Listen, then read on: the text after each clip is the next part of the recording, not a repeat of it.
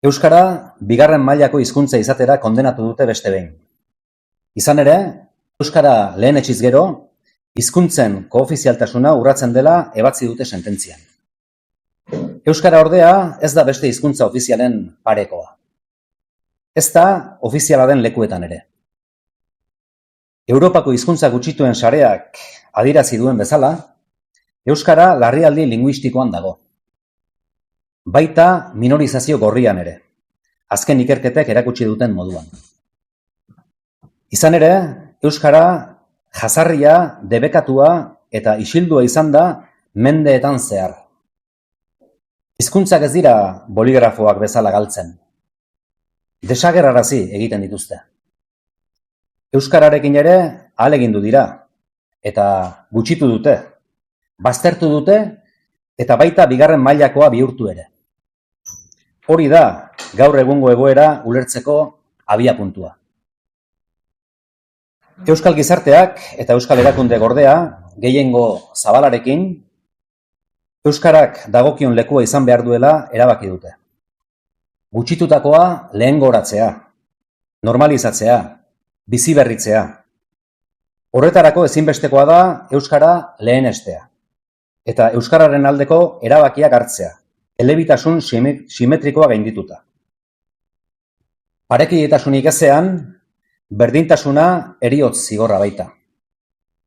Orekak ez du balio lurrean zaudenean. Horregatik lehenesten dugu euskara. Euskalduna garelako.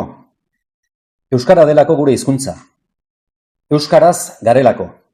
Eta euskaraz izaten jarraitu nahi dugulako. Udalerri euskaldunen mankomunitatea gara, ez udalerri elebidunen mankomunitatea. Euskarari dagokion leku ematea, euskararentzat justizia egitea baita. Zapaldua eta gutxietxia izan denari duintasuna itzultzea, eta egindako kaltea konpontzeko bidea jartzea. Horregatik, udalerri euskaldunentzat mugarria izan zen EAeko udal legea, elebitasun simetrikoa gainditzeko eta euskara lehenesteko aukera eman zuelako. Ezagutu berri dugun epaia ordea, udal legea kimatu eta ebatzi du ezin dela neurririk hartu hizkuntza koofizialetako bat gailentzeko. Horrek berak urratu egingo lukelako koofizialtasuna. Larria da epaia. Euskal gizartearen eta euskal erakunden erabaki demokratikoaren aurkakoa ez ezik, azken hamarkadetako hizkuntza politiken aurkakoa ere badelako. Eta euskara beraren ofizialtasuna ere zalantzan jartzen duelako. Ondoan, gazteleraren makulua ez duenean. EAeko udal legeak hizkuntza eskubideak urratzen dituela dio Espainiako justiziak. Beste behin ere euskaldunon hizkuntza eskubideak alde batera utzita. Gainera, bereziki udalerri euskaldunei eta euskaraz aritzen diren udalei eragiten die. Ia uema sortu zenetik aritu da Espainiako justizia udalerri euskaldunen jardunaren aurka, euskararen normalizazioa eta biziberritzea eragotziz. Ez ditugu ahaztu aktak euskaraz egiteko debekuak, udalak ueman sartzeko oztopoak eta epaitegien ezpatapean igarotako urte guztiak.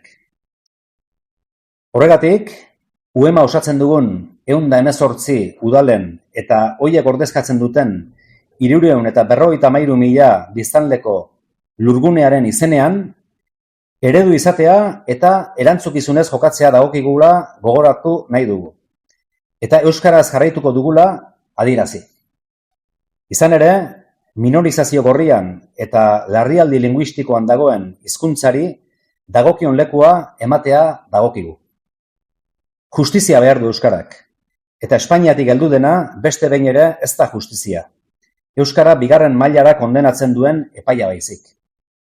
Horregatik, aukera guztiak aztertu eta prest gaude EAeko udal legea dagokion lekuan defendatzeko. Baita Europako auzitegietan ere.